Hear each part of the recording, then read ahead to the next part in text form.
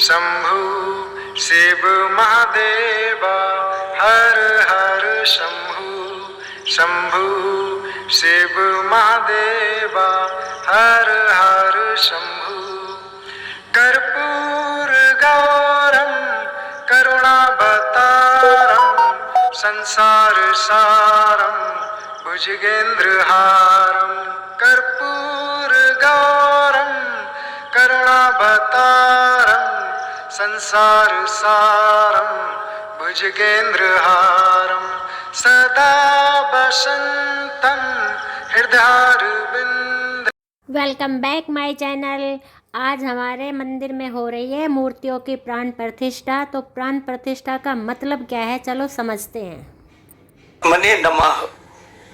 प्राण प्रतिष्ठा दोस्तों, यह शब्द अपने आप में इतनी गहराई लिए हुए है जिसमें मनुष्य और ईश्वर दोनों का ही रिश्ता एक दूसरे के साथ छुपा हुआ है। प्राण का अर्थ है जीवन और प्रतिष्ठा का मतलब है स्थापित करना। इसका अर्थ हुआ कि प्राण प्रतिष्ठा का अर्थ है किसी भी चीज में जीवन स्थापित करना या उसे जीवित जैसा महत्व देना। जब भी हम किसी चीज की प्राण प्रतिष्ठा करते हैं तो अपने प्राणों की डोर का एक सिरा उस वस्तु के साथ बांध देते हैं और उस वस्तु के साथ अपने प्राणों को एकाकार कर लेते हैं। यही प्राण प्रतिष्ठा है। ध्यान दीजिए, आप सड़क से गुजर रहे हैं और सड़क पर कहीं कोई व्यक्ति भगवान की मूर्तियां बेच रहा है, तो क्या रुककर आप सभी मूर्तियों को प्रणाम करते हैं? नहीं ना। पर यदि आप उसमें से एक मूर्ति अपने घर ले आए और अपने मंदिर में स्थापित करके उसकी पूजा करनी शुरू कर दें, तो अब आपके प्राणों का एक सिरा उस मूर्ति के साथ भी जुड़ जाता है और आप उस मूर्ति के साथ ही एकाकार हो जाते हैं। अब जब कभी भी आप संकट में होते हैं तो उस मूर्ति के पास जाकर इस भावना के साथ प्रार्थना करते हैं कि उस मूर्ति में साक्षात भगवान विराजमान है।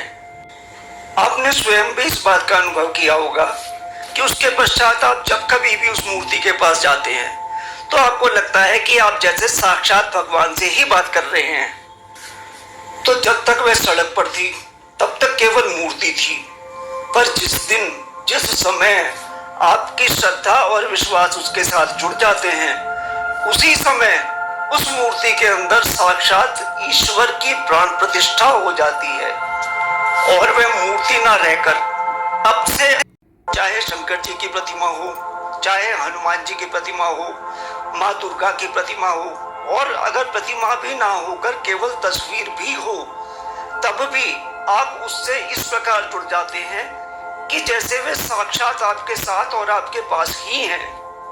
अब आप उनको अपना अभिन्न अंग मानने लगते हैं।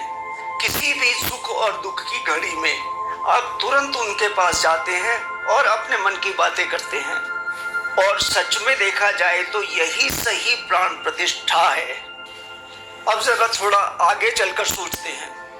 माना किसी समय पर वह मूर्ति खंडित हो जाती है, अब आप क्या करते हैं? आप उस मूर्ति को या तो जल प्रवाह करते हैं या किसी मंदिर में सिला देते हैं। तो इसका अर्थ तो ये हुआ कि भगवान अब आपके घर से चले गए। पर क्या वास्तव में ऐसा होता है? बल्कि होता यह है कि आप एक नई मूर्ति लाते हैं और अपने श्रद्धा और विश्वास को पुनः उस मूर्ति में स्थापित करते हैं, और ऐसा करते ही आपके ईश्वर दोबारा से उस मूर्ति में समाहित हो जाते हैं, यानी उस मूर्ति में पुनः प्राण पड़ जाते हैं। तो यही तो है प्राण की स्थापना, यानी प्राण प्रतिष्ठा। देखा जाए तो प्राण प्रतिष्ठा का सही अर्थ है किसी निर्जीव वस्तु को भी जीवित प्राणी की तरह ही सम्मान और प्रेम देना। आपने कई बार देखा होगा कि कई लोग अपनी कुछ चीजों को बहुत लकी मानते हैं। जैसे किसी के लिए कोई लकी पेन होता है, किसी के लिए कोई लकी कमीज होती है, किसी के लिए कोई लकी व्हीकल होता है। उनका मानना होता है कि जब कभी भी हम इन लकी चीजों को यूज करते हैं तो हमारी सफलता निश्चित हो जाती है। ऐसे में व्यक्ति इस तरह की चीजों की देखभाल बहुत गहराई से और बड़ी गंभीरता से करता है। वह इस बात का ध्यान रखता है कहीं यह चीज गुम ना हो जाए, कहीं यह चीज टूट ना जाए। तो देखा जाए तो कहीं ना कहीं उसके मन में इस बात का विचार तो बन ही गया ना कि इस चीज में भी कोई ना कोई प्राण है जो मेरे लिए सहायक है। और सच तो यह है कि ऐसी चीजें जिनमें व्यक्ति का विश्वास शामिल हो उसके मन को एक अलग ताकत से भर देती हैं। के बूते पर वह व्यक्ति कई बार असंभव लगने वाले कार्यों को भी संभव कर दिखाता है। और ईश्वर भी किसी रूप से बंधे हुए नहीं है। अगर किसी को हनुमान जी में आस्था है तो उसको हनुमान जी की मूर्ति में ही भगवान दिखते हैं, उसको हनुमान जी की मूर्ति में ही भगवान दिखते हैं। और जो माँ काली के उपासक हैं, हनुमान जी में ही हैं। हम सब जानते हैं कि ईश्वर के रूप में कोई ना कोई सुपर पावर या परम सत्ता तो है ही।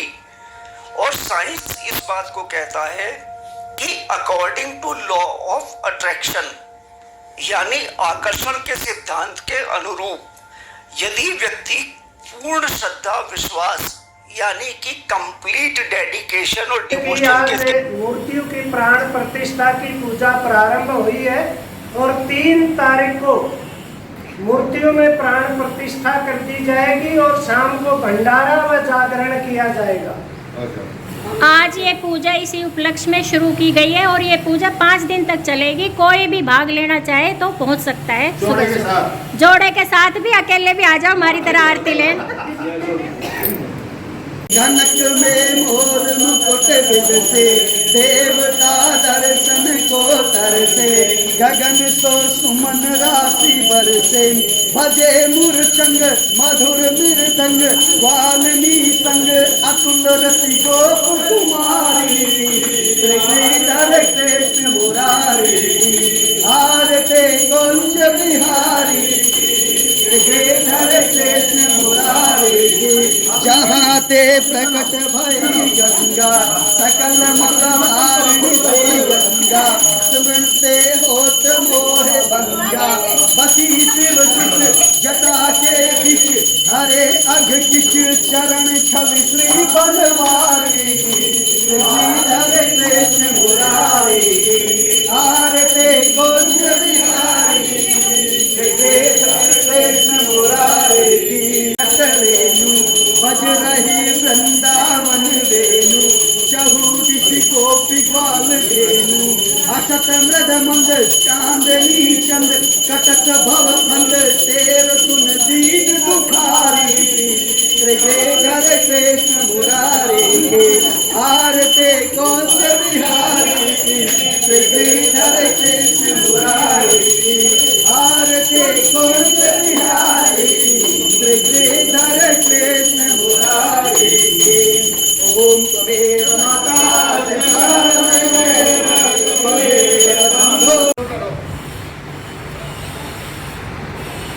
राकेश जल्दी आया कर भाई। ठीक है जी।